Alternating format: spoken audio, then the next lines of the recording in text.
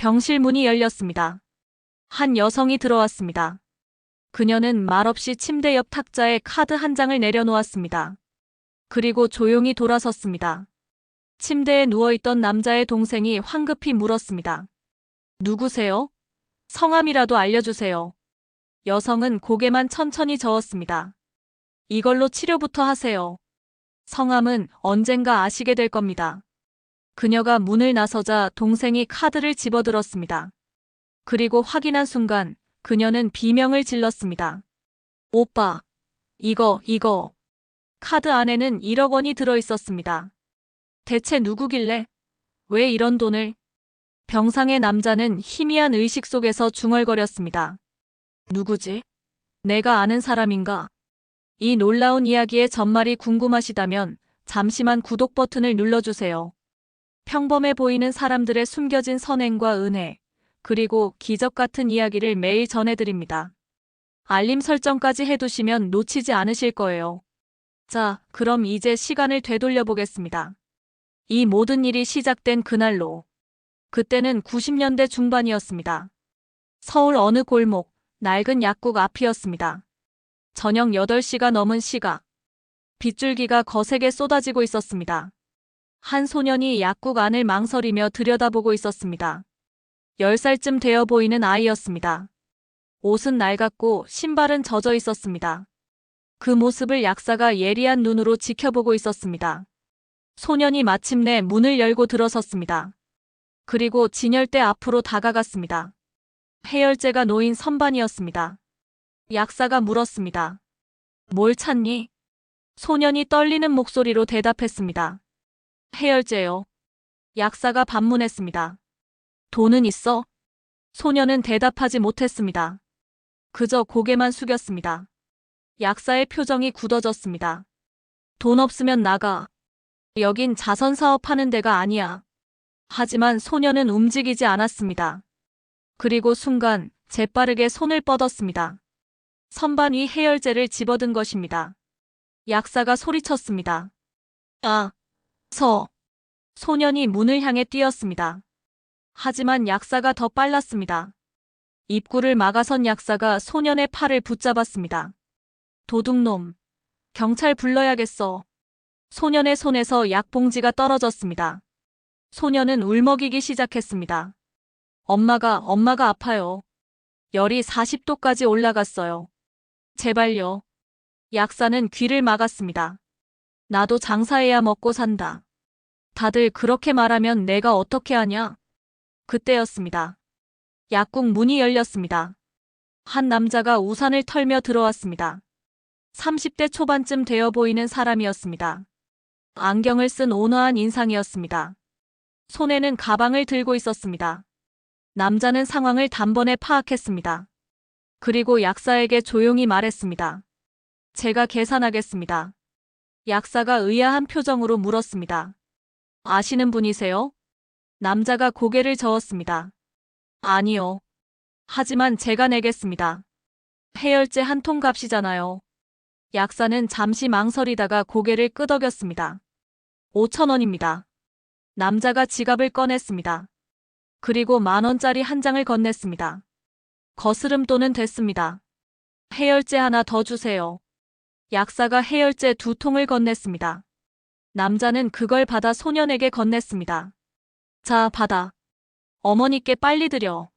소년은 고개를 들지 못했습니다. 눈물이 멈추지 않았습니다. 죄송해요. 제가. 남자가 소년의 어깨에 손을 얹었습니다. 그리고 부드럽게 말했습니다. 괜찮아. 누구나 힘들 때가 있어. 하지만 한 가지는 기억해. 사람은 가난할 수 있어도 마음만은 당당해야 한다. 훔치는 건 내 자신을 더 초라하게 만들 뿐이야.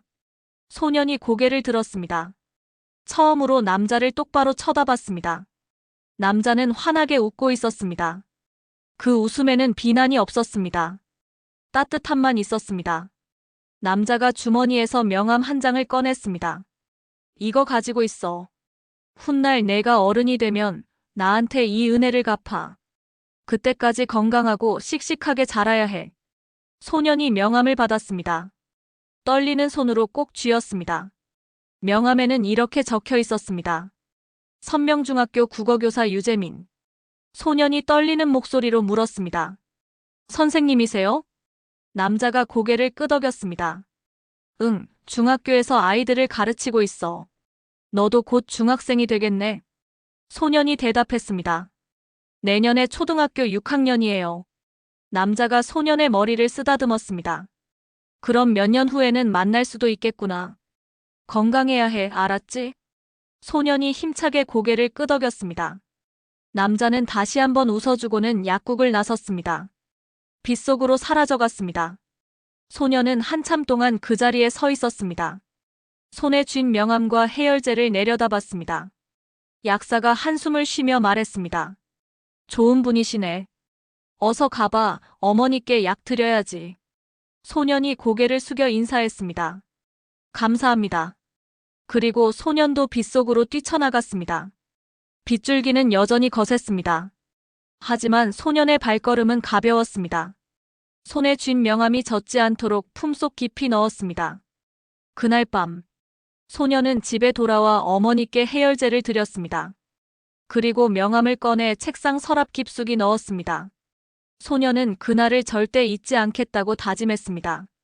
언젠가 꼭 이 은혜를 갚겠다고. 하지만 소년은 아직 몰랐습니다. 그 약사 선생님도 그 누구도 몰랐습니다. 이 작은 선행이 20년 후 얼마나 큰 기적으로 돌아올지. 그날 밤은 그렇게 깊어갔습니다. 비는 새벽까지 내렸습니다. 유재민. 그는 왜 그 비 오는 날 낯선 소년을 도왔을까요? 그 답은 그의 과거에 있었습니다. 시간을 더 거슬러 올라가 보겠습니다. 70년대 말 서울 변두리의 작은 판잣집. 어린 재민이가 살고 있었습니다. 당시 그의 나이는 10살이었습니다. 집은 너무 좁았습니다. 방 하나에 부엌 하나가 전부였습니다. 화장실은 밖에 있었습니다. 아버지는 일용직 노동자였습니다. 어머니는 공장에서 일했습니다. 하루하루가 힘겨웠습니다. 그래도 재민이는 공부를 놓지 않았습니다.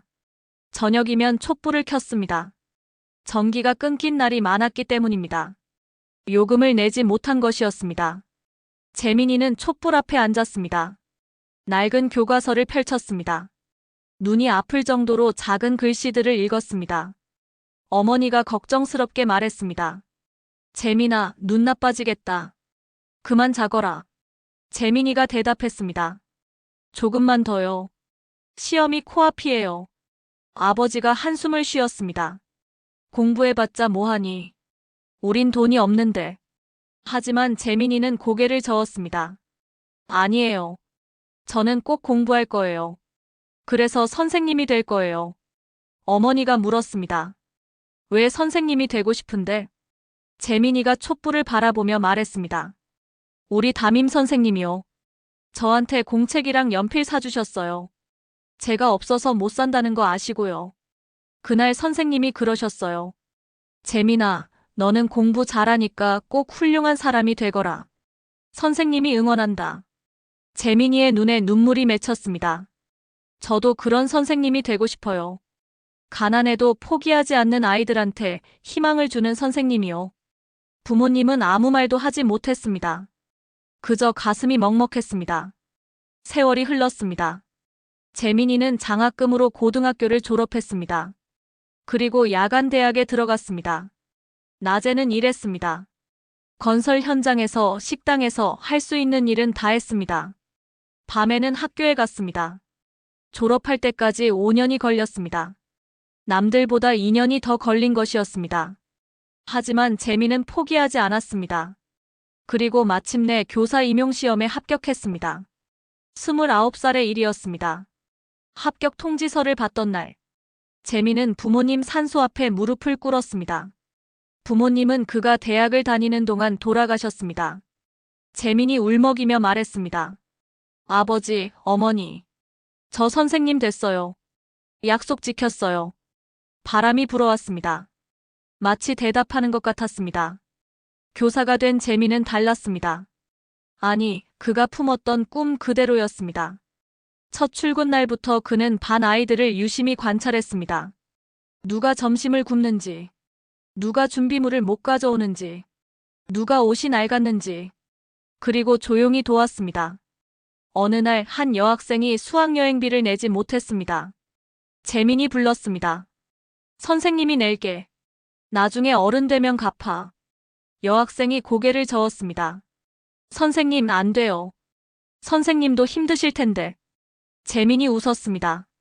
선생님은 괜찮아. 내가 수학여행 못 가는 게 더 속상해. 여학생의 눈에서 눈물이 흘렀습니다. 또 어느 날 한 남학생이 아침을 굶고 왔습니다. 재민이 자기 도시락을 반 나눠줬습니다. 같이 먹자. 남학생이 머뭇거렸습니다. 저 집에서 먹고 왔는데요. 재민이 말했습니다. 선생님은 아침을 너무 많이 먹었어. 혼자 다 못 먹겠더라. 도와줘. 남학생은 그제야 숟가락을 들었습니다. 재민은 그렇게 3년을 보냈습니다. 자신의 월급 절반을 아이들에게 썼습니다. 동료 교사들이 말했습니다. 유 선생, 너무 그러지 마. 내 인생도 중요해. 결혼도 해야 하고 집도 마련해야지. 재민이 대답했습니다. 저는 괜찮습니다. 이 아이들이 더 급해요.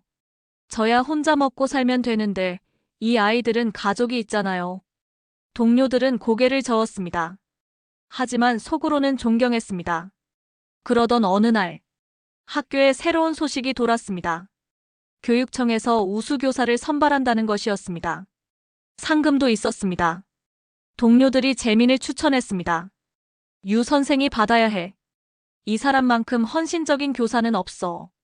재민은 손사래를 쳤습니다. 저는 그냥 제 일을 했을 뿐입니다. 하지만 추천서는 이미 올라갔습니다. 그리고 한 달 후, 재민은 우수교사로 선정됐습니다. 시상식 날, 재민은 상패를 받으며 생각했습니다. 이 상은 제 것이 아닙니다. 저를 가르쳐 주신 선생님의 것입니다. 그리고 제가 만난 모든 아이들의 것입니다. 상금 100만 원. 당시로서는 큰 돈이었습니다. 재민은 그 돈을 전액학교에 기부했습니다. 어려운 학생들을 위한 장학금으로요. 교장 선생님이 놀랐습니다. 유 선생, 이건 자네가 받은 거야. 가지고 있어도 돼. 재민이 웃었습니다. 저는 이미 충분히 받았습니다. 이 아이들의 웃는 얼굴이 제 상입니다. 그렇게 7년이 흘렀습니다. 재민은 여전히 독신이었습니다. 작은 원룸에서 살았습니다. 통장에 돈은 별로 없었습니다. 하지만 그는 행복했습니다. 제자들이 찾아왔습니다. 선생님 덕분에 대학 갔어요.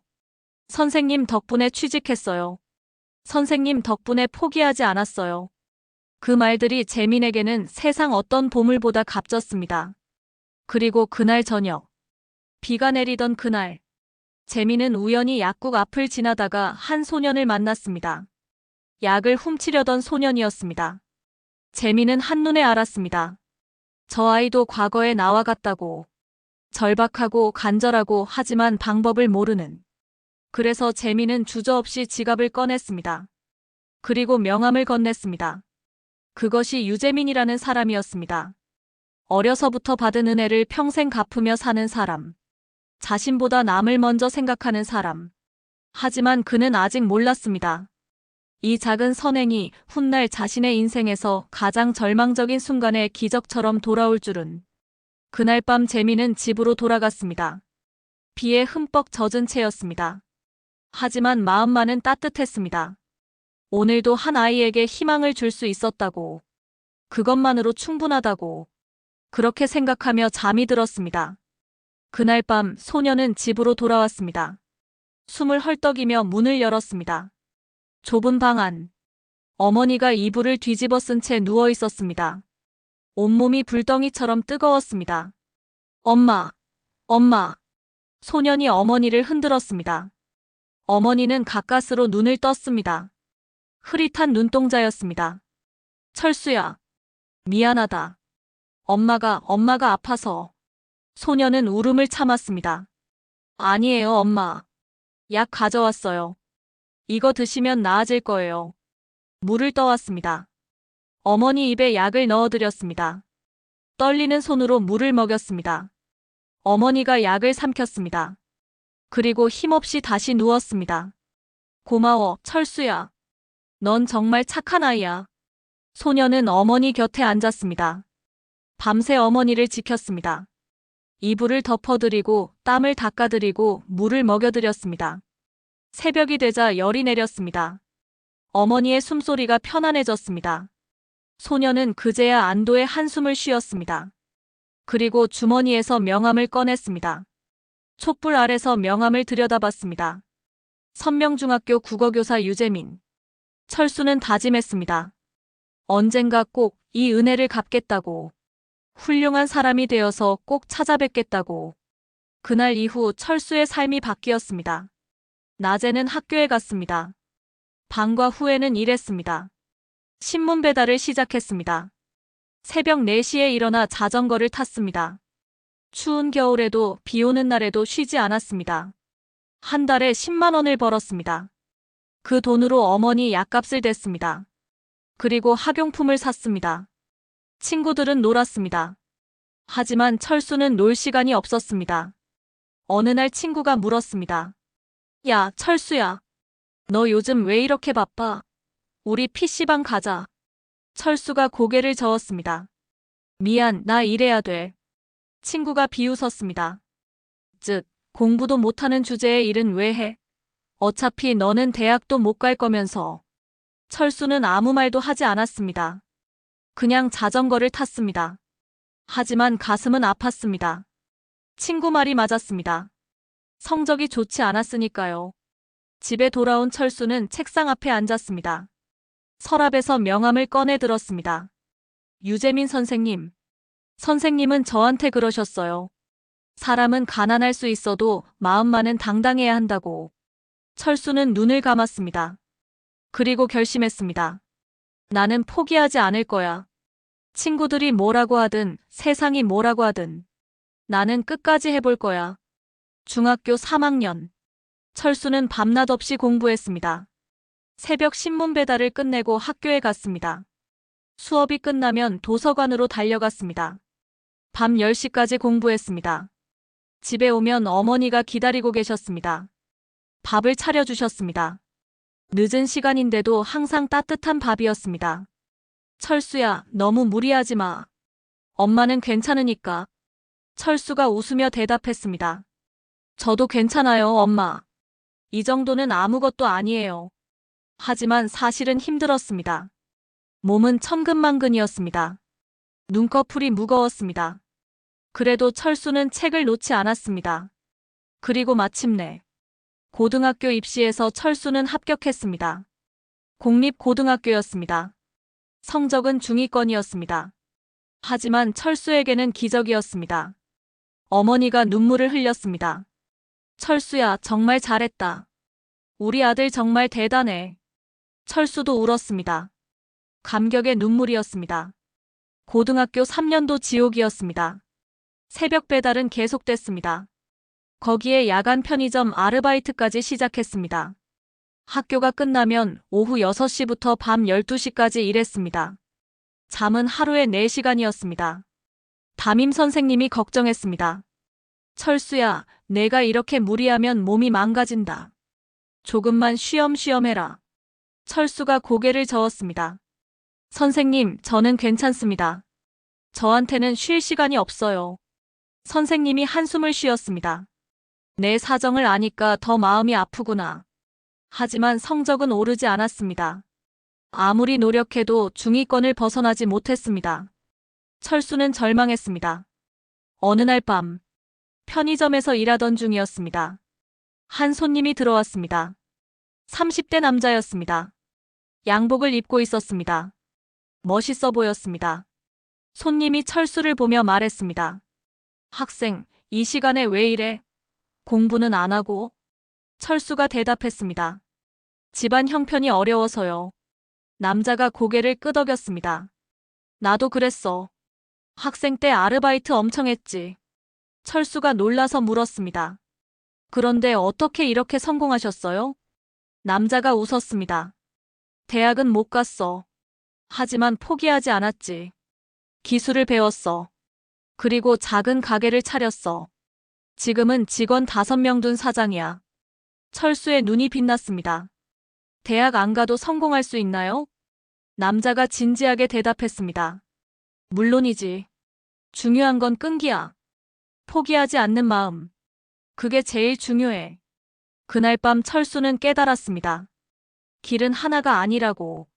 고등학교를 졸업한 철수는 대학에 가지 못했습니다. 예상했던 일이었습니다.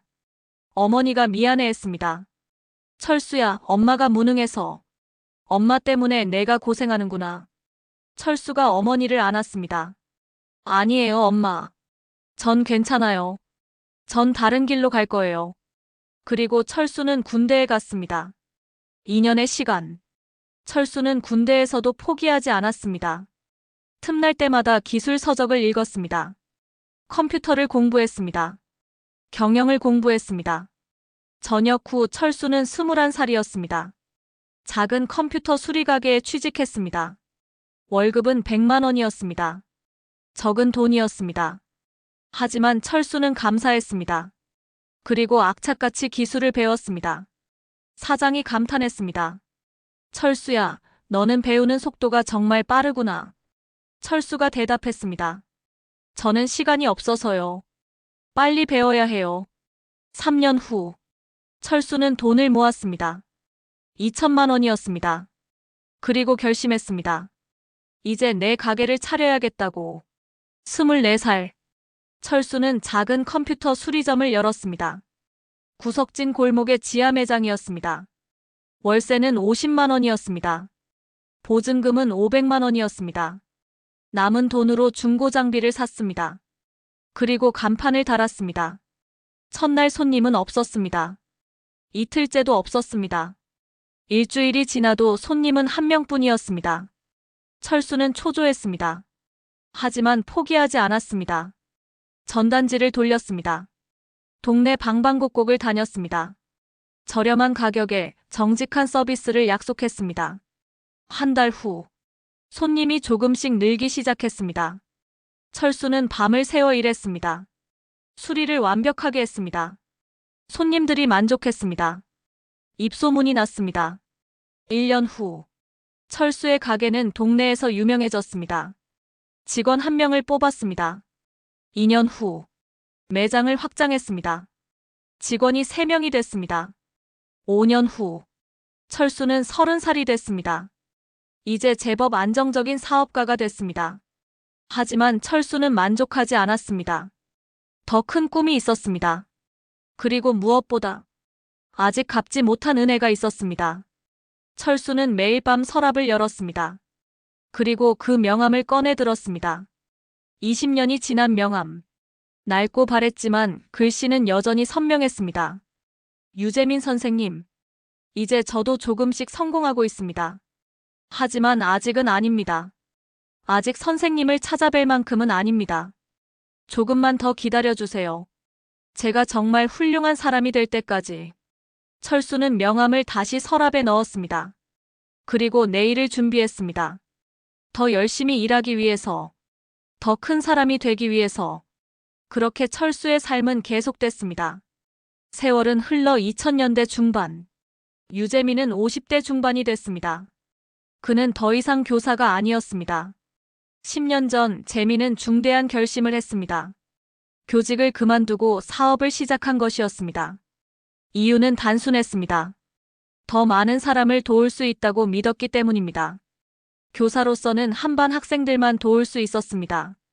하지만 사업가가 된다면 직원들을 고용하고 그 가족들까지 먹여 살릴 수 있었습니다. 그래서 재민은 퇴직금을 받았습니다. 4천만 원이었습니다. 평생 모은 저축 2천만 원을 더했습니다. 그리고 작은 제조업체를 차렸습니다. 사무용품을 만드는 회사였습니다. 처음에는 힘들었습니다. 주문이 끊겼습니다. 직원들 월급도 밀렸습니다. 하지만 재민은 포기하지 않았습니다. 직접 영업을 뛰었습니다. 밤새 제품을 개선했습니다. 그리고 5년 후, 회사는 안정됐습니다. 직원이 20명이 됐습니다. 재민은 행복했습니다. 급여는 정확히 지급했습니다. 명절 상여금도 챙겼습니다. 직원들의 경조사도 빠짐없이 챙겼습니다. 직원들이 말했습니다.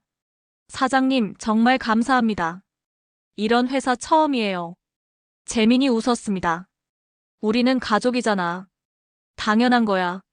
그런데 어느 날, 한 남자가 찾아왔습니다. 정장을 말끔하게 차려입은 40대 남자였습니다. 명함을 내밀었습니다. 투자 컨설팅 회사 대표였습니다. 남자가 말했습니다. 유 사장님, 제가 좋은 제안이 있어서 왔습니다. 사장님 회사 정말 잘 운영하시더군요. 하지만 지금보다 10배는 키울 수 있습니다. 재민이 고개를 가로저었습니다. 저는 지금이 좋습니다. 무리하게 확장할 생각 없어요. 남자가 웃었습니다. 사장님, 제 말 들어보세요. 저희가 투자자를 연결해 드립니다. 50억 원 투자 유치 가능합니다. 그럼 직원도 100명으로 늘리고 공장도 확장하고. 상상해 보세요. 재미는 솔깃했습니다. 직원이 100명이면 100가정을 먹여 살릴 수 있다는 뜻이었습니다. 남자가 계속 말했습니다. 투자 성공률 98%입니다. 저희가 작년에만 30개 기업 성공시켰어요. 사장님 같은 분이라면 100% 성공입니다. 재민이 망설였습니다. 하지만 위험하지 않을까요? 남자가 단호히 말했습니다. 전혀요. 저희가 모든 걸 책임집니다. 계약서도 완벽하게 작성되고요. 재민은 이틀을 고민했습니다. 그리고 결국 서명했습니다. 계약금으로 3천만 원을 냈습니다. 한 달 후, 남자가 다시 찾아왔습니다. 좋은 소식입니다. 투자자를 찾았어요. 근데 조건이 하나 있습니다. 사장님이 추가로 2천만 원만 더 투자하시면 투자 금액을 70억으로 올려주신대요. 재민은 놀랐습니다. 70억이요? 그렇습니다. 이 기회를 놓치시면 안 됩니다. 재민은 대출을 받았습니다. 2천만 원을 더 냈습니다. 또 한 달이 지났습니다. 남자가 또 왔습니다. 아, 투자자가 마지막 확인을 원합니다. 사장님의 성의를 보고 싶다고. 1천만 원만 더 부탁드립니다. 재민은 불안해지기 시작했습니다. 하지만 이미 5천만 원을 넣은 상태였습니다. 지금 포기하면 그 돈이 날아갑니다. 결국 1천만 원을 더 냈습니다. 차를 팔아서 마련한 돈이었습니다. 그리고 어느 날, 남자의 전화가 끊겼습니다. 재민이 사무실로 찾아갔습니다. 하지만 사무실은 텅 비어 있었습니다. 관리인이 말했습니다. 사흘 전에 이사 갔어요. 어디로 갔는지는 모르겠고요. 재민은 그제야 깨달았습니다. 사기를 당한 것이었습니다. 경찰에 신고했습니다. 하지만 돌아온 답은 절망적이었습니다. 형사가 말했습니다. 유 사장님, 이런 사기가 요즘 엄청 많아요. 계좌 추적해봤는데 이미 해외로 빠져나갔습니다. 찾기 어려울 것 같습니다. 재민은 주저앉았습니다. 6천만 원. 평생 모은 돈이었습니다. 하지만 재민의 악몽은 거기서 끝나지 않았습니다. 회사 운영 자금이 부족해졌습니다. 투자금을 기대하고 미리 원자재를 주문해둔 상태였습니다. 납품업체가 돈을 요구했습니다. 재민은 집을 담보로 대출을 받았습니다. 2억 원이었습니다. 그 돈으로 거우거우 버텼습니다. 하지만 경제 상황이 나빠졌습니다. 주문이 줄었습니다. 대금 회수가 안 됐습니다. 직원 월급날이 다가왔습니다. 재민은 통장을 확인했습니다. 돈이 부족했습니다. 재민은 눈물을 흘렸습니다. 평생 처음으로 직원들 월급을 못 주게 생겼습니다. 재무팀장이 찾아왔습니다. 사장님, 이번 달은 정말 어렵습니다. 한 달만 월급을 늦춰도 될까요? 재민이 고개를 저었습니다. 안 돼. 직원들은 그 돈으로 생활하는데 어떻게 늦춰? 그럼 어떻게 하시겠습니까? 재민은 결심했습니다. 그날 저녁 부동산에 전화했습니다. 집을 내놓았습니다. 금매로 팔았습니다. 한 달 만에 집이 팔렸습니다. 시세보다 5천만 원 싸게 팔렸습니다. 하지만 재민은 신경 쓰지 않았습니다. 그 돈으로 직원들 월급을 줬습니다. 직원들은 몰랐습니다. 사장이 집을 팔았다는 것을. 재민은 작은 월세방으로 이사했습니다. 동생이 찾아왔습니다. 오빠, 이게 무슨 짓이야? 집을 왜 팔아? 재민이 조용히 말했습니다. 직원들 월급 줘야지. 동생이 울었습니다. 오빠는 왜 이렇게 바보같이 살아? 직원들이 뭔데? 오빠 인생은 어쩌고? 재민이 웃었습니다. 제희야, 나는 괜찮아. 그 사람들에겐 가족이 있어. 나는 혼자니까 견딜 수 있어. 동생은 더 이상 말하지 못했습니다. 하지만 상황은 나아지지 않았습니다. 석 달 후, 재민은 결국 회사 문을 닫았습니다. 더 이상 버틸 수가 없었습니다. 마지막 날, 직원들이 모였습니다. 모두 울고 있었습니다. 사장님, 정말 감사했습니다. 마지막 순간까지 월급 챙겨주셔서. 재민은 고개를 숙였습니다. 미안해. 내가 무능해서. 더 좋은 회사로 만들지 못해서. 아닙니다, 사장님. 사장님은 최고였어요. 우린 평생 사장님을 잊지 않을 겁니다. 직원들이 하나둘 떠났습니다. 재민은 텅 빈 사무실에 혼자 남았습니다. 모든 것이 끝났습니다. 그로부터 6개월 후, 재민은 작은 방에 누워 있었습니다. 몸이 아팠습니다. 극심한 스트레스 때문이었습니다. 병원에 가지 못했습니다. 돈이 없었습니다. 건강보험료도 밀린 상태였습니다. 동생이 매일 찾아왔습니다. 밥을 챙겨주고 약을 사다 줬습니다. 하지만 재민의 상태는 점점 나빠졌습니다. 어느 날, 재민은 쓰러졌습니다. 동생이 구급차를 불렀습니다. 병원으로 실려갔습니다. 검사 결과가 나왔습니다. 의사가 심각한 표정으로 말했습니다. 췌장에 문제가 있습니다. 당장 큰 수술이 필요합니다. 비용은 약 8천만 원 정도입니다. 동생이 비명을 질렀습니다. 8천만 원이요? 그런 돈 어디 있어요? 의사가 한숨을 쉬었습니다. 최대한 빨리 하셔야 합니다. 늦어지면 생명이 위험합니다. 재민은 병상에 누워 천장을 바라봤습니다. 눈물이 흘렀습니다. 평생 선하게 살려고 노력했습니다. 남을 먼저 생각하며 살았습니다. 그런데 왜 이렇게 끝나는 걸까요? 재민은 눈을 감았습니다. 의식이 희미해졌습니다. 그리고 그때 병실 문이 열렸습니다. 병실은 조용했습니다. 소독약 냄새만 가득했습니다.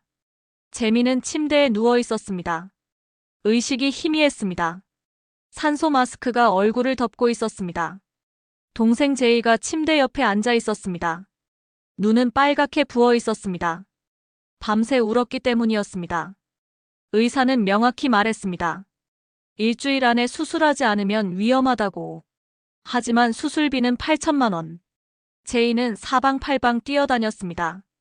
친척들에게 전화했습니다. 오빠 친구들을 찾아갔습니다. 은행에도 가봤습니다. 하지만 모두 고개를 저었습니다. 친척들은 말했습니다. 미안해, 제희야. 우리도 형편이 어려워. 100만 원밖에 못 도와줘. 오빠 친구들도 사정은 마찬가지였습니다.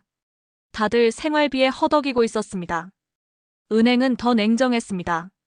담보가 없으면 대출 불가능합니다. 신용불량 직전인분은 더욱 어렵습니다. 제이는 절망했습니다. 모은 돈은 겨우 200만 원. 턱없이 부족했습니다. 그날 오후 3시, 제이는 병실 창가에 서 있었습니다. 바깥을 멍하니 바라보고 있었습니다. 어떻게 해야 하지? 오빠를 어떻게 살려? 그때였습니다. 병실 문이 열렸습니다. 제이가 돌아봤습니다. 한 여성이 들어오고 있었습니다. 30대 중반쯤 되어 보였습니다. 검은색 정장을 입고 있었습니다. 단정한 머리에 가방을 들고 있었습니다. 제이는 고개를 가웃거렸습니다. 처음 보는 사람이었습니다. 여성이 조용히 다가왔습니다. 침대 옆 탁자를 내려다봤습니다. 그리고 가방에서 무언가를 꺼냈습니다. 작은 봉투였습니다. 흰색 봉투였습니다. 여성이 봉투를 탁자 위에 내려놓았습니다. 제이가 다가가며 물었습니다. 저기 실례지만 누구세요? 여성이 고개를 들었습니다. 마스크 너머로 눈만 보였습니다. 차분한 눈빛이었습니다. 제이가 다시 물었습니다. 오빠 아세요? 어떻게 오셨어요? 여성은 대답하지 않았습니다. 그저 고개를 천천히 저었습니다. 제이는 혼란스러웠습니다. 그럼 왜 여기 오신 거예요? 여성이 입을 열었습니다. 목소리는 낮고 부드러웠습니다. 이걸로 치료부터 하세요. 제이가 봉투를 내려다봤습니다. 뭐가 들어있는지 알 수 없었습니다. 이게 뭔데요? 여성이 대답했습니다. 필요하신 거예요. 제이는 더욱 의아했습니다. 그런데 성함이라도 알려주세요. 나중에 인사라도 드려야죠. 여성이 다시 고개를 저었습니다. 천천히 확고하게. 성함은 언젠가 아시게 될 겁니다. 여성이 돌아섰습니다. 문을 향해 걸어갔습니다. 제이가 급히 외쳤습니다. 잠깐만요. 이거 받을 수 없어요. 누구신지도 모르는데. 하지만 여성은 멈추지 않았습니다. 문을 열고 복도로 나갔습니다. 그리고 사라졌습니다. 제이는 황급히 뒤쫓았습니다. 복도로 나갔습니다. 하지만 이미 여성의 모습은 보이지 않았습니다. 엘리베이터는 막 내려가고 있었습니다. 계단으로 갔을까? 아니면 다른 층으로? 제이는 잠시 서성이다가 병실로 돌아왔습니다. 탁자 위에 봉투. 제이는 조심스럽게 봉투를 들었습니다. 뭘까? 수표? 아니면 현금? 손이 떨렸습니다. 봉투를 열었습니다. 안에는 카드가 한 장 들어 있었습니다. 은행 카드였습니다. 그리고 작은 종이 한 장. 암호가 적혀 있었습니다. 제이는 카드를 들여다봤습니다. 평범한 은행 카드였습니다. 이름도 적혀 있지 않았습니다. 제이의 머릿속에 의문이 가득 찼습니다. 이 카드에 돈이 들어있다는 건가? 그럼 얼마나? 제이는 가방을 집어들었습니다. 병실을 나섰습니다. 1층 로비로 내려갔습니다. ATM이 있었습니다. 제이는 카드를 넣었습니다. 떨리는 손으로 암호를 입력했습니다. 화면이 바뀌었습니다. 잔액 조회 버튼을 눌렀습니다. 그리고 제이는 화면을 보고 얼어붙었습니다. 1억 원. 화면에 그렇게 떠 있었습니다. 1억 원. 제이는 2번, 3번 확인했습니다. 숫자를 다시 세어봤습니다. 1천만 원이 10개. 틀림없었습니다. 1억 원이었습니다. 제이의 다리가 풀렸습니다. ATM 앞에 주저앉았습니다. 눈물이 쏟아졌습니다. 어떻게? 대체 누가? 왜? 주변 사람들이 놀라서 쳐다봤습니다. 괜찮으세요? 제이는 대답하지 못했습니다. 그저 울기만 했습니다. 10분 후, 제이는 병실로 뛰어들어갔습니다. 오빠, 오빠. 재미는 여전히 누워 있었습니다. 의식은 희미했습니다. 제이가 침대 옆으로 달려갔습니다. 재민의 손을 꽉 잡았습니다. 오빠 살았어. 우리 살았어. 수술할 수 있어. 재민이 가까스로 눈을 떴습니다. 제이를 바라봤습니다. 무슨 소리야? 제이가 카드를 보여줬습니다. 이거 누가 갖다 줬어? 1억 원이야. 1억 원. 재민의 눈이 커졌습니다. 믿을 수 없다는 표정이었습니다. 누가? 제이가 대답했습니다. 모르겠어. 여자분이 왔다가 이거 놓고 갔어. 이름도 안 알려주고. 그냥 가버렸어. 재민은 혼란스러웠습니다. 여자? 내가 아는 사람? 제이가 고개를 저었습니다. 모르겠어. 마스크를 쓰고 있었어. 목소리만 들었어. 성함은 언젠가 아시게 될 거래. 재민은 천장을 바라봤습니다. 머릿속이 복잡했습니다. 내가 누굴 도와준 적이 있나? 1억 원이나 줄 만큼? 기억이 나지 않았습니다. 재민은 평생 많은 사람을 도왔습니다. 학생들, 직원들, 길에서 만난 사람들. 하지만 모두 작은 도움이었습니다. 몇만 원, 몇십만 원 정도. 1억 원을 줄 만큼 큰 도움을 준 적은 기억나지 않았습니다. 제이가 말했습니다.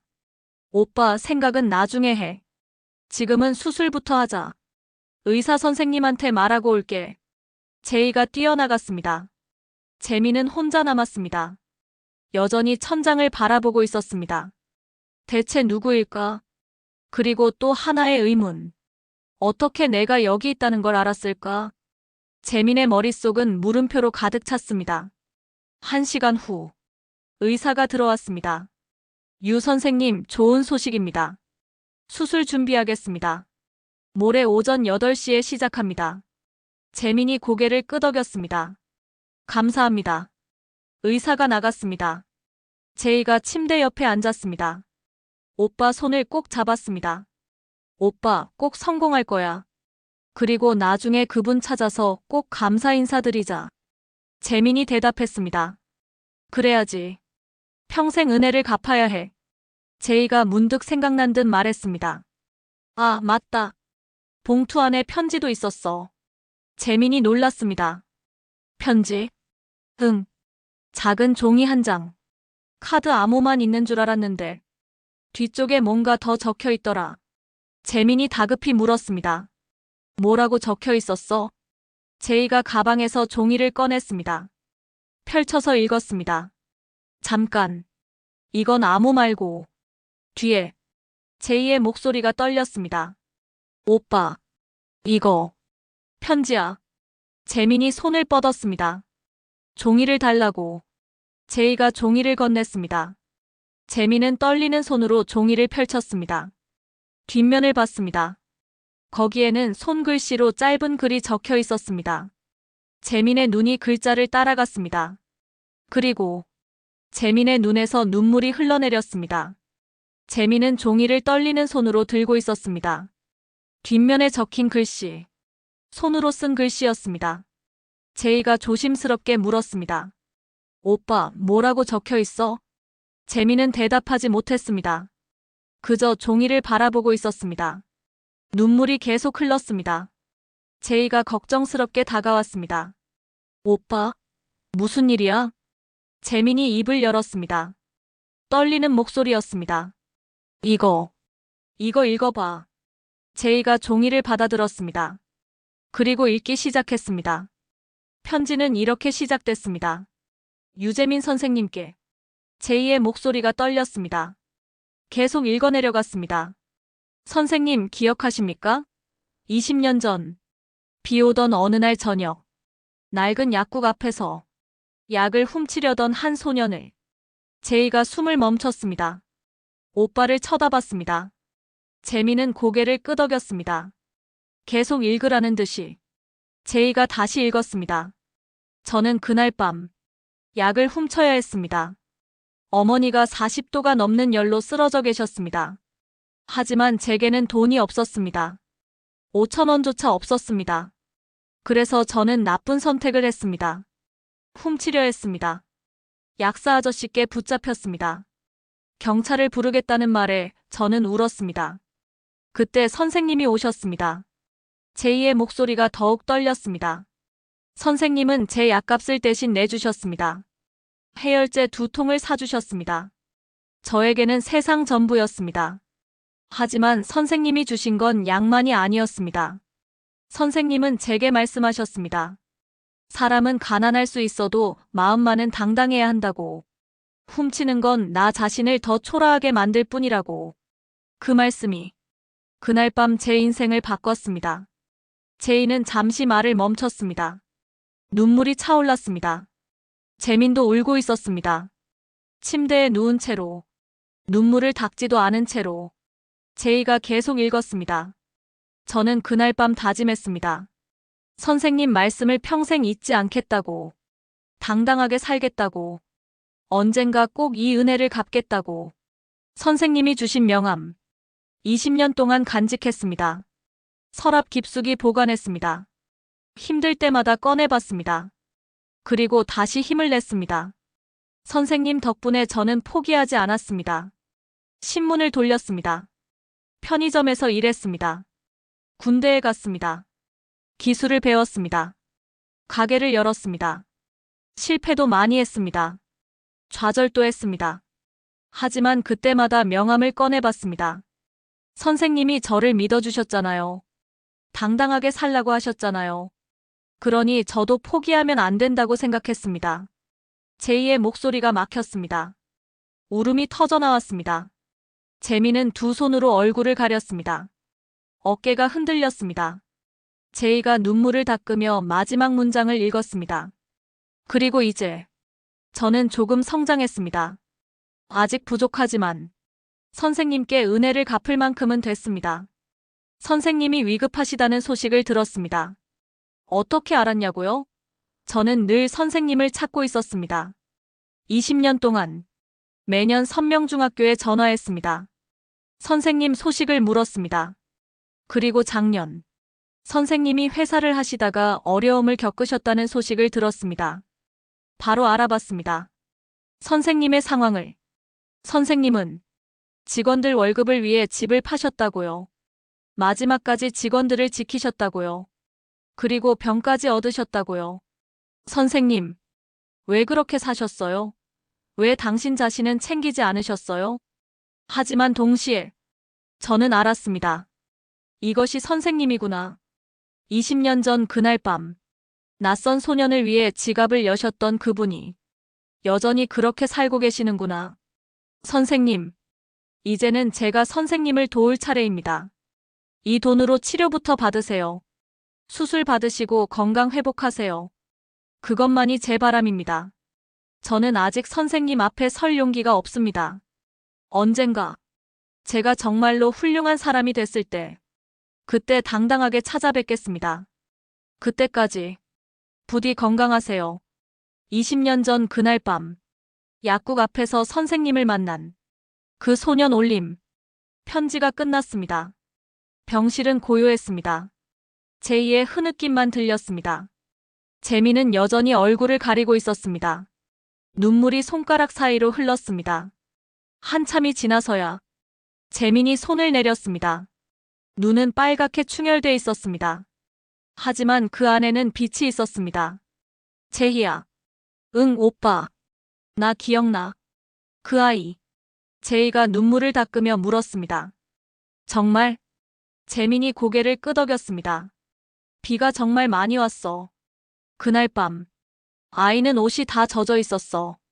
신발에서 물이 뚝뚝 떨어졌어. 손은 얼마나 떨리던지 약을 제대로 잡지도 못했어. 눈물을 참으려고 입술을 깨물고 있었어. 나는 그 눈을 잊을 수가 없어. 절박함과 두려움, 그리고 미안함이 섞인 눈. 재민이 천장을 바라봤습니다. 그래서 나는 주저하지 않았어. 당연히 도와줘야 한다고 생각했어. 그냥 내 일 중 하나였어. 그런데 그 아이가 20년 동안 나를 기억하고 있었다니. 제이가 물었습니다. 오빠, 그 아이 어떻게 오빠가 여기 있는 걸 알았을까? 재민이 대답했습니다. 편지에 나와 있잖아. 매년 학교에 전화했대.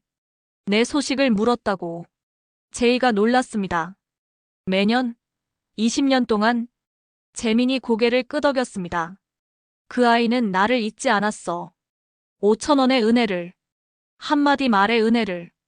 그리고 나를 계속 찾고 있었어. 은혜를 갚기 위해서. 제이가 말했습니다. 오빠, 그 사람 정말 대단한 사람인 것 같아. 1억 원을 그냥 줄 수 있다는 건 보통 사람이 아니야. 재민도 그렇게 생각했습니다. 1억 원. 적은 돈이 아니었습니다. 그 아이는 분명 성공했습니다. 얼마나 성공했는지는 알 수 없지만 적어도 1억 원을 내놓을 수 있을 만큼은. 재민은 문득 궁금해졌습니다.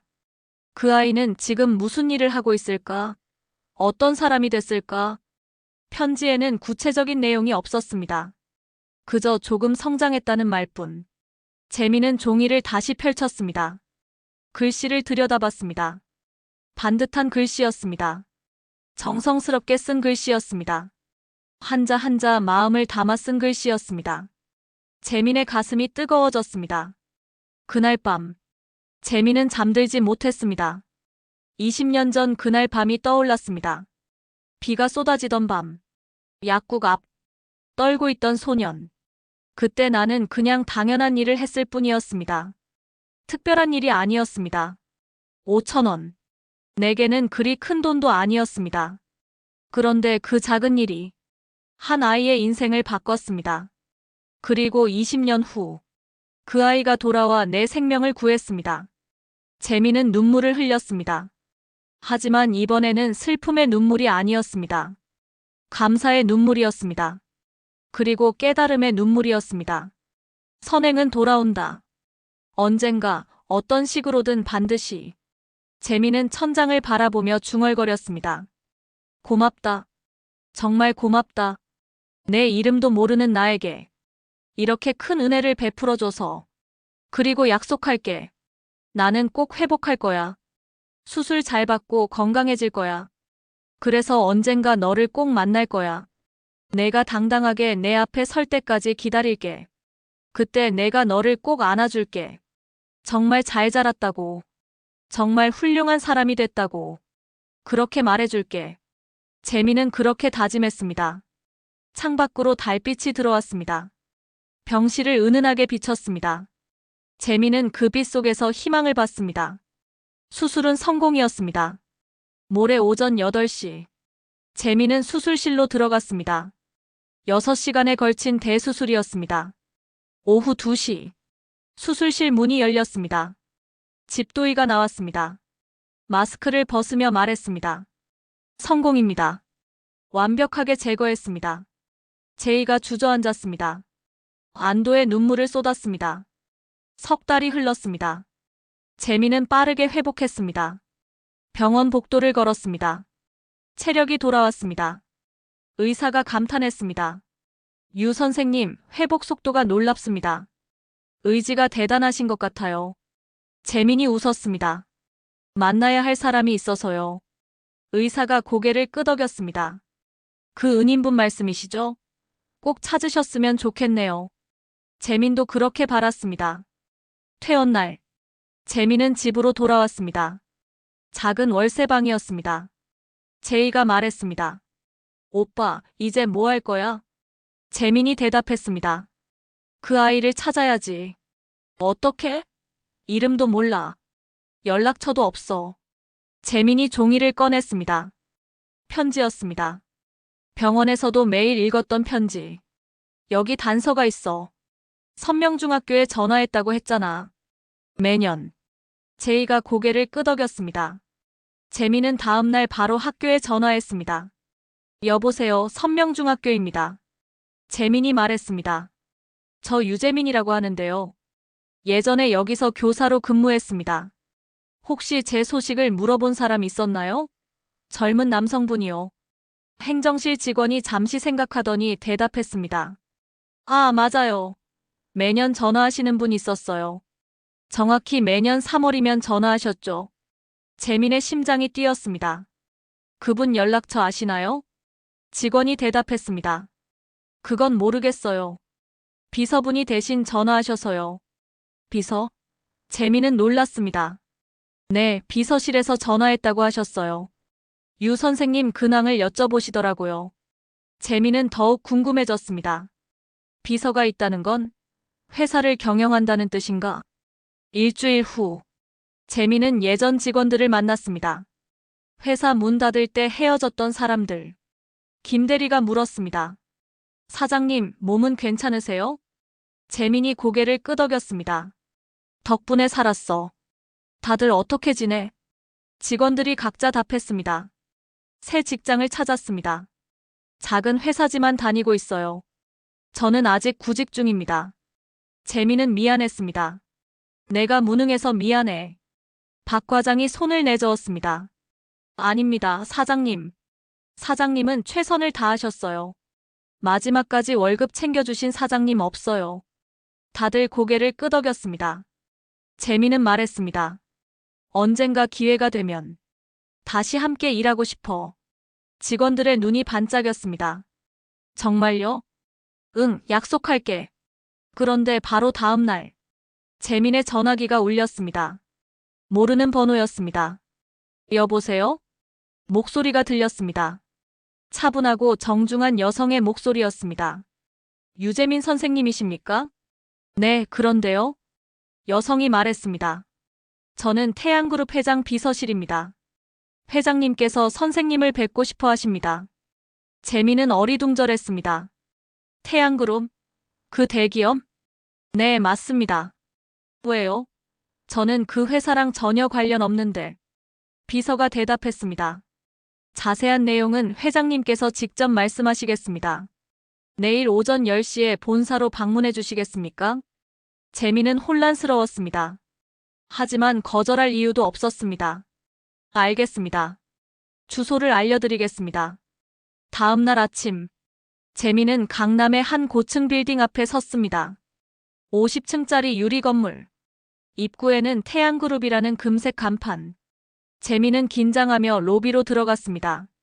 안내 데스크에서 신분증을 확인했습니다. 그리고 전용 엘리베이터로 안내했습니다. 50층입니다. 회장실입니다. 엘리베이터가 올라갔습니다. 재민의 심장이 빨리 뛰었습니다. 띵. 문이 열렸습니다. 복도가 보였습니다. 고급스러운 카펫, 벽에 걸린 그림들. 비서가 기다리고 있었습니다. 어제 전화했던 그 여성이었습니다. 어서 오세요, 유 선생님. 회장님께서 기다리고 계십니다. 재민이 따라갔습니다. 넓은 복도를 지나 큰 문 앞에 섰습니다. 비서가 노크했습니다. 회장님, 유재민 선생님 모시고 왔습니다. 안에서 목소리가 들렸습니다. 들어오시게. 문이 열렸습니다. 재민은 숨이 멎었습니다. 거대한 회장실. 한쪽 벽은 통유리로 서울 전경이 보였습니다. 책상은 고급 원목이었습니다. 그리고 그 뒤에 한 남자가 서 있었습니다. 30대 초반쯤. 단정한 정장을 입고 있었습니다. 키가 크고 어깨가 넓었습니다. 남자가 천천히 다가왔습니다. 그리고 재민 앞에 섰습니다. 재민은 남자를 쳐다봤습니다. 낯선 얼굴이었습니다. 하지만 그 눈은 어디선가 본 것 같았습니다. 남자가 입을 열었습니다. 목소리가 떨렸습니다. 선생님, 20년 만입니다. 재민의 눈이 커졌습니다. 남자가 계속 말했습니다. 저, 기억하십니까? 비 오던 그날 밤, 약을 훔치려던 소년. 재민은 말을 잃었습니다. 남자가 웃었습니다. 눈가에 눈물이 맺혔습니다. 제가 그 소년입니다. 이철수입니다. 재민의 손이 떨렸습니다. 입술이 파르르 떨렸습니다. 철수? 그 아이가? 철수가 고개를 끄덕였습니다. 그리고 깊이 허리를 숙였습니다. 선생님, 살려주셔서 감사합니다. 제 어머니를 살려주시고 제 인생을 바꿔주셔서 정말 감사합니다. 재민은 철수에게 달려갔습니다. 철수를 꼭 안았습니다. 그리고 울었습니다. 목 놓아 울었습니다. 철수도 울었습니다. 재민의 등을 토닥였습니다. 선생님, 괜찮으세요? 이제 괜찮으세요? 재민이 대답했습니다. 너 내가 정말 이렇게 컸구나. 이렇게 훌륭하게. 철수가 말했습니다. 선생님 덕분입니다. 전부 선생님 덕분이에요. 재민이 철수를 바라봤습니다. 눈물을 닦으며 물었습니다. 너 여기 회장이라고? 철수가 고개를 끄덕였습니다. 5년 전에 회장이 됐습니다. 태양그룹 회장. 직원은 2,000명입니다. 재민은 믿을 수 없었습니다. 그 작은 소년이 대기업 회장이 됐다니. 철수가 말했습니다. 선생님, 앉으세요. 말씀드릴 게 있습니다. 재민이 소파에 앉았습니다. 철수도 마주 앉았습니다. 철수가 서류 봉투를 꺼냈습니다. 재민에게 건넸습니다. 이게 뭐니? 열어보세요. 재민이 봉투를 열었습니다. 안에는 서류들이 들어있었습니다. 재민이 첫 장을 읽었습니다. 그리고 눈이 휘둥그레졌습니다. 이건 철수가 설명했습니다. 선생님의 회사입니다. 제가 인수했습니다. 폐업 직후에요. 재민이 믿을 수 없다는 표정으로 물었습니다. 내 회사를? 왜? 철수가 대답했습니다. 되살리려고요. 선생님이 그렇게 아끼시던 회사, 직원들과 함께 일하시던 회사, 다시 열 겁니다. 재민의 손이 떨렸습니다. 철수가 계속 말했습니다. 공장은 이미 확보했습니다. 원자재 공급처도 다시 계약했습니다. 그리고 직원들. 철수가 인터폰을 눌렀습니다. 들어오시게. 문이 열렸습니다. 그리고 재민은 울음을 터뜨렸습니다. 김대리, 박 과장, 이 팀장. 예전 직원들이 줄지어 들어왔습니다. 20명 전부였습니다. 직원들도 울고 있었습니다. 철수가 말했습니다. 모두 모셨습니다. 한 명도 빠짐없이. 다들 복직에 동의하셨어요. 박 과장이 앞으로 나섰습니다. 사장님, 다시 모였어요. 우리 다시 시작해요. 재미는 말을 잃었습니다. 그저 고개를 숙이고 울었습니다. 철수가 재민의 어깨를 잡았습니다. 선생님, 20년 전 선생님이 제게 주신 것, 저는 평생 갚을 수 없습니다. 하지만 이것만큼은 하고 싶었어요. 선생님이 지키려 했던 것, 선생님이 사랑했던 것, 다시 살려내고 싶었어요. 재민이 철수를 바라봤습니다. 눈물로 범벅이 된 얼굴이었습니다. 고맙다. 정말 고맙다. 철수가 환하게 웃었습니다. 그 웃음은 20년 전 그날 밤, 비 맞으며 약을 쥐고 있던 소년의 웃음이었습니다. 하지만 이제는 당당했습니다. 떳떳했습니다. 선생님 말씀 기억하세요? 사람은 가난할 수 있어도 마음만은 당당해야 한다고. 저 이제 당당합니다. 선생님 앞에 설 수 있습니다. 재민이 고개를 끄덕였습니다. 그리고 철수를 다시 안았습니다. 정말 잘 자랐다. 정말 훌륭한 사람이 됐어. 철수도 재민을 꼭 안았습니다. 창밖으로 햇살이 쏟아졌습니다. 50층 창문 너머 서울의 하늘이 펼쳐졌습니다. 끝없이 파란 하늘이었습니다. 석 달이 흘렀습니다. 봄이었습니다. 벚꽃이 피는 4월. 공장 앞에 현수막이 걸렸습니다. 유재민 제조 재개업. 직원들이 분주히 움직였습니다. 기계를 점검했습니다. 원자재를 정리했습니다. 모두의 얼굴에 웃음이 가득했습니다. 재민은 공장 한가운데 서 있었습니다.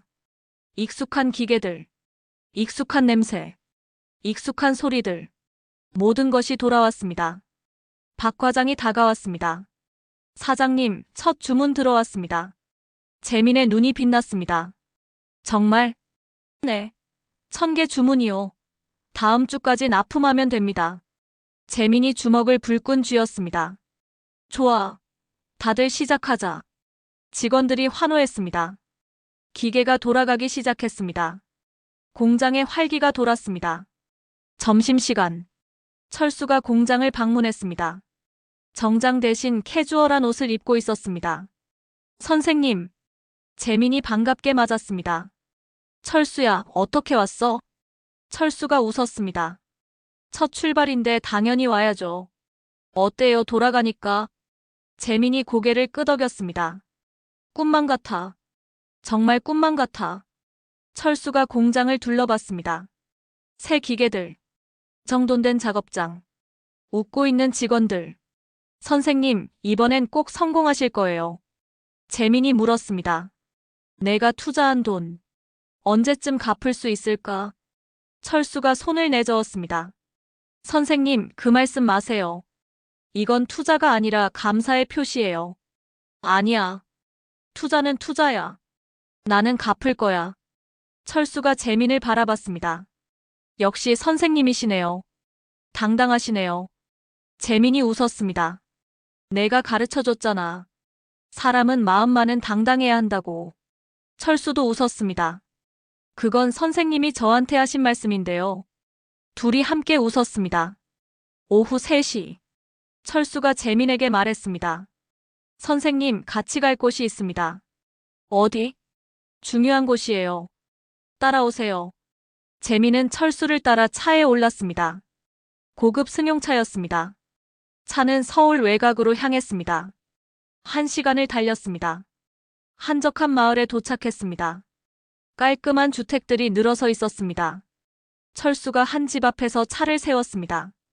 작지만 예쁜 2층 집이었습니다. 정원에 꽃이 가득했습니다. 여기가 어디니?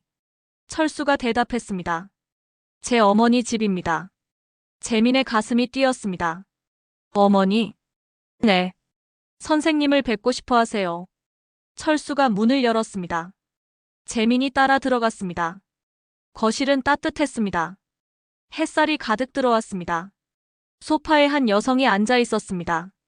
60대 초반쯤. 머리는 희끗희끗했지만 얼굴은 건강해 보였습니다. 여성이 재민을 보자 일어섰습니다. 그리고 천천히 다가왔습니다. 선생님, 선생님이시죠? 재민이 고개를 끄덕였습니다. 여성의 눈에서 눈물이 흘렀습니다. 손을 모아 재민에게 절했습니다. 깊이, 깊이. 감사합니다. 제 아들을 살려주셔서, 제 가족을 살려주셔서, 정말, 정말 감사합니다. 재민도 눈물이 났습니다. 일으켜 세우려 했습니다. 아닙니다, 어머님. 제가 한 건 아무것도 아니에요. 여성이 고개를 저었습니다. 아니에요. 선생님이 안 계셨으면 저희는 없었어요.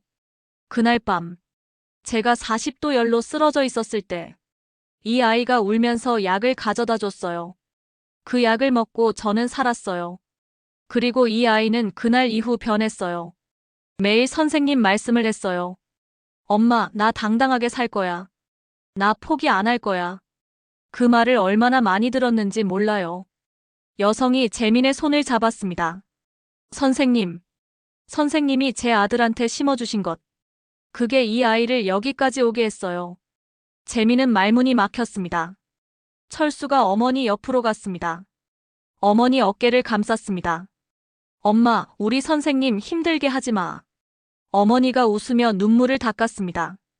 그래, 미안해. 소파에 앉았습니다. 네 사람이 함께. 어머니가 차를 내왔습니다. 직접 끓인 보리차였습니다. 재민이 차를 마시며 물었습니다. 어머님은 어떻게 지내세요? 어머니가 대답했습니다. 행복해요. 이 아이 덕분에 정말 행복해요. 이렇게 좋은 집에서 살고 건강하게 지내고 있어요. 철수가 말했습니다. 어머니가 제일 자랑스러워 하시는 게 뭔지 아세요? 뭔데? 제가 매년 선생님 소식을 물어봤다는 거요. 어머니한테 말씀드렸거든요. 은혜를 잊으면 안 된다고. 어머니가 고개를 끄덕였습니다. 맞아요. 이 아이는 정말 그렇게 살았어요. 은혜를 절대 잊지 않는 아이예요. 재민은 가슴이 벅찼습니다. 저녁이 됐습니다. 어머니가 음식을 차렸습니다. 정성스러운 저녁 식사였습니다. 넷이 함께 밥을 먹었습니다. 재민, 제이, 철수, 어머니. 오랜만에 느끼는 가족의 따뜻함이었습니다. 식사 후, 철수가 재민과 제이를 정원으로 안내했습니다. 하늘에는 별이 가득했습니다. 도시에서는 볼 수 없는 별들이었습니다. 철수가 말했습니다. 선생님, 제가 성공할 수 있었던 이유. 돈 때문이 아니었어요. 능력 때문도 아니었어요. 그럼 뭐 때문이었는데? 철수가 하늘을 보며 대답했습니다. 선생님이 심어주신 희망 때문이었어요. 20년 전 그날 밤, 선생님은 제게 희망을 주셨어요. 세상에는 좋은 사람이 있다는 것. 어려울 때 손 내밀어주는 사람이 있다는 것. 그리고 나도 그런 사람이 될 수 있다는 것. 그 희망이 저를 여기까지 오게 했습니다. 재민은 철수의 어깨를 잡았습니다. 너는 정말 훌륭한 사람이 됐어. 철수가 재민을 바라봤습니다. 선생님, 이제 제가 부탁할게요. 선생님도 다시 일어나세요. 회사 잘 키우세요. 그리고 또 다른 사람들에게 희망을 주세요. 선생님이 그렇게 사셨잖아요. 이제 다시 그렇게 사세요. 재민이 고개를 끄덕였습니다. 그래. 그렇게 할게. 철수가 웃었습니다. 그리고 선생님, 또 하나 약속해 주세요. 뭐? 앞으로는 자신도 좀 챙기세요. 남만 돌보지 마시고. 재민이 웃었습니다. 알았어. 약속할게. 그날 밤, 재민은 집으로 돌아왔습니다. 침대에 누워 천장을 바라봤습니다. 지난 일들이 주마등처럼 지나갔습니다.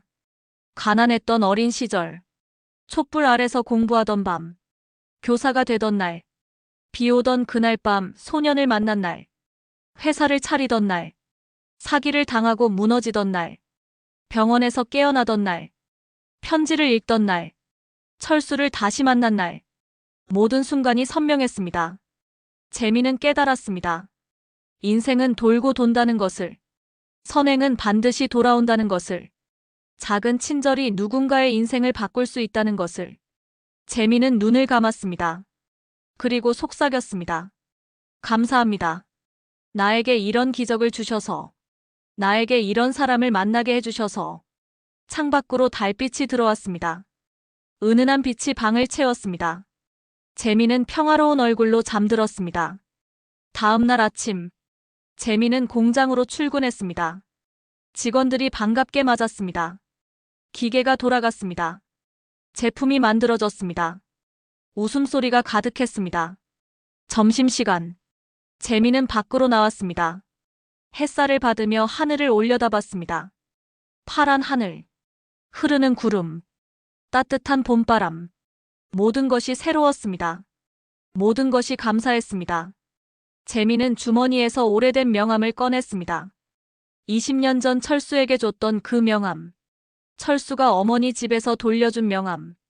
닳고 바랬지만 여전히 소중했습니다. 재민은 명함을 다시 주머니에 넣었습니다. 그리고 다짐했습니다.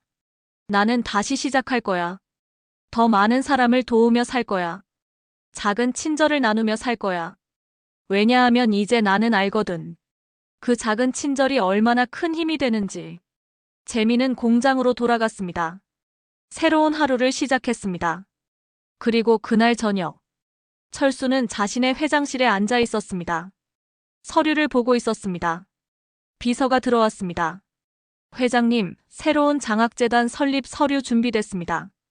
철수가 고개를 끄덕였습니다. 재단 이름 확정했어? 네. 유재민 장학재단으로 하셨죠? 철수가 웃었습니다. 맞아. 어려운 학생들을 위한 장학재단. 해열제도 못 사는 아이들을 위한 재단. 비서가 말했습니다. 좋은 일이십니다. 철수가 창밖을 바라봤습니다. 서울의 야경이 반짝이고 있었습니다. 무수히 많은 불빛들. 그 불빛 하나하나에 사람이 살고 있습니다. 어떤 이는 행복하고 어떤 이는 힘들어하고. 철수는 생각했습니다. 나도 이제 누군가에게 희망이 되어야지. 선생님이 내게 그러셨던 것처럼 작은 친절을 베풀어야지. 왜냐하면 나는 알거든. 그 작은 친절이 세상을 바꾼다는 것을. 철수는 책상 서랍을 열었습니다. 낡은 명함 하나가 들어있었습니다. 20년 전 받았던 그 명함. 철수는 명함을 꺼내 들었습니다. 손끝으로 쓰다듬었습니다. 그리고 속삭였습니다. 선생님, 감사합니다. 제 인생을 바꿔주셔서. 명함을 다시 서랍에 넣었습니다. 조심스럽게, 소중하게, 그리고 새로운 서류를 펼쳤습니다. 일을 시작했습니다. 창밖으로 별이 빛났습니다. 화면이 천천히 어두워집니다. 그리고 글귀가 떠오릅니다. 작은 선행이 세상을 바꿉니다. 오늘 당신이 베푼 작은 친절이 누군가의 인생을 바꿀 수 있습니다. 그리고 언젠가 그 친절은 기적이 되어 돌아옵니다. 별이 반짝이는 밤하늘. 그 아래로 두 개의 불빛. 하나는 공장, 하나는 회장실. 서로 다른 곳에 있지만 같은 마음을 품고 있는 두 사람. 화면이 완전히 어두워집니다.